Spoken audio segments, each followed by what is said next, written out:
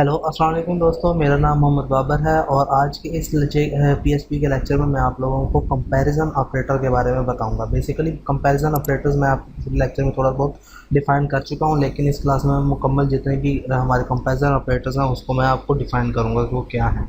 ये जो साइन है इधर डबल इक्वल्स का, वो इक्वल टू के लिए हम यूज़ करते हैं, ये हम नॉट इक्वल टू के लिए और ग्रेटर दैन लेस दैन, ये greater than and equal to and less than and equal to के लिए हम यूज़ करते हैं। लेकिन इसका इस्तेमाल आपको इस तरीके से नहीं समझ आएगा। इसका मैं इम्प्लीमेंट और एग्जांपल आपको दूंगा जो कि हम इसी लेक्चर में सीखेंगे, तो आपको इसकी समझ आएगी। तो इसके लिए मैं अपनी कोडिंग व्यू में आता हूँ और कोडिंग के अंदर मैं एक इफ़ स्टेटमेंट स्टार्ट करता हूँ। तो सिंपल इफ़ स्टेटमेंट जैसे कि आप लोगों को पता है, उसमें दो करली ब्रैकेट्स होती हैं, जैसे दो राउंड ब्रैकेट्स होती हैं जिसमें हमारी कंडीशन आती है, और दो करली ब्रैकेट्स के अंदर हमारा कोड या हमारी स्टेटमेंट इसके अंदर आती है। तो कंडीशन के अंदर मैं इसको, अगर मैं स्टेटमेंट ये देता हूँ डॉलर ए इक्वल है डॉलर बी की, तो यहाँ पर इको कर दो ए इक्वल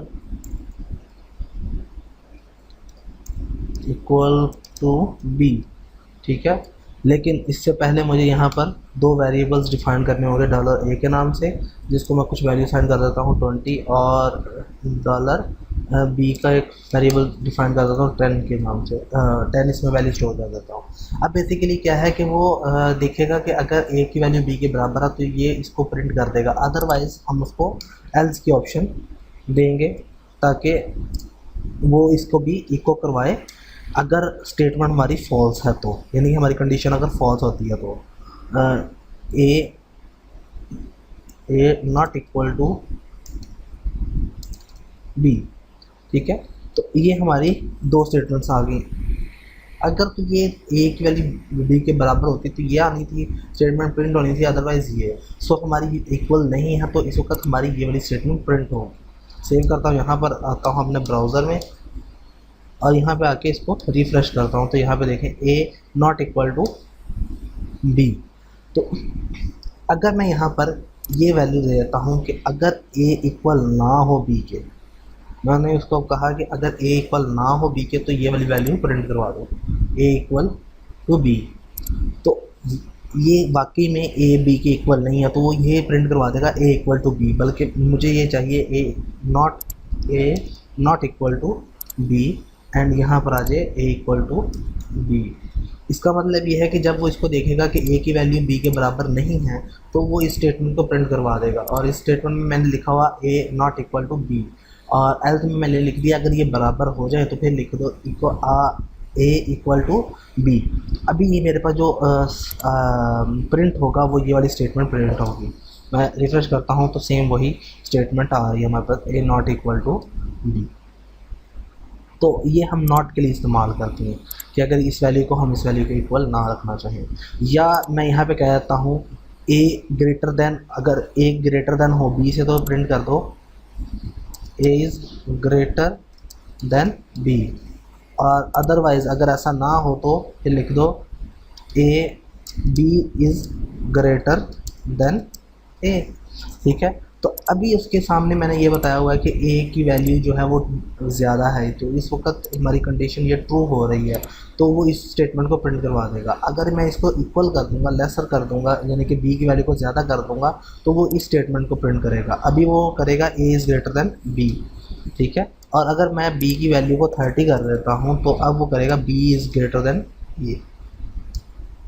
तो ये हमारी स्टेटमेंट हम इसके ज़रिए से लेसर और ग्रेटर के साथ कर सकते हैं। और अगर आप इसकी पोजीशन चेंज कर देंगे तो इसका मतलब है कि अगर ए लेस देन हो बी से तो ये वाली स्टेटमेंट प्रिंट करते हैं। इस स्टेटमेंट में आप कुछ भी लिख सकते हैं, ये लाजिम नहीं है कि ए ग्रेटर देन इज़ बी, तो इसमें आप कुछ भी लिख सकते हैं, जो भी आपका मैसेज है वो आप प्रिंट करवा सकते हैं। और आप यहाँ पर जो है अपना अगर आपकी स्टेटमेंट जो कंडीशन है वो फॉल्स होती है तो इसमें आप वो जो प्रिंट करवाना चाहते हैं वो आप यहाँ पे अपना मैसेज प्रिंट आउट करवा सकते हैं।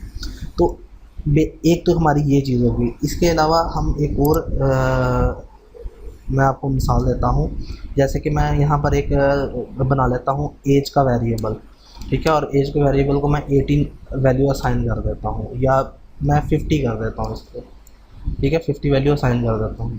और यहाँ पर आकर मैं एक इफ़ कंडीशन बनाता हूँ, जिसमें आपको पता है कि कंडीशन यहाँ पर हम देते हैं राउंड ब्रैकेट्स में, और मैं उसको कहता हूँ कि अगर एज